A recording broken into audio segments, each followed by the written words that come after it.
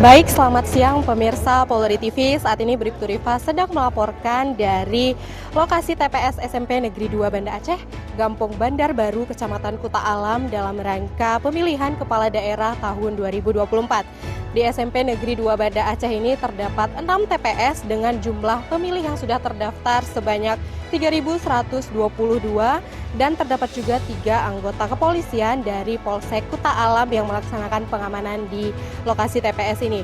Dapat kami informasikan kepada Anda saat ini proses pemungutan suara berlangsung tertib dan kondusif berkat sinergi yang solid antara kepolisian, TNI, Linmas, dan panitia pemungutan suara. Perlu kami informasikan juga kepada Anda, Polda Aceh telah menugaskan sebanyak 1.143 personel ke-14 Polres jajaran Polda Aceh. Di lokasi ini kami juga memantau penerapan protokol keamanan yang sangat ketat. Tidak hanya untuk menjaga ketertiban, aparat juga memastikan tidak ada intimidasi maupun potensi pelanggaran yang dapat mencederai pesta demokrasi ini. Pemirsa Polri TV, mari kita wujudkan Pilkada 2024 ini aman, damai, dan kondusif. Karena Pilkada yang aman dan damai merupakan harapan masyarakat. Demikian informasi yang dapat kami sampaikan untuk Anda. Saya Bribtu Rifa melaporkan langsung dari Kota Banda Aceh kembali ke studio Mentari.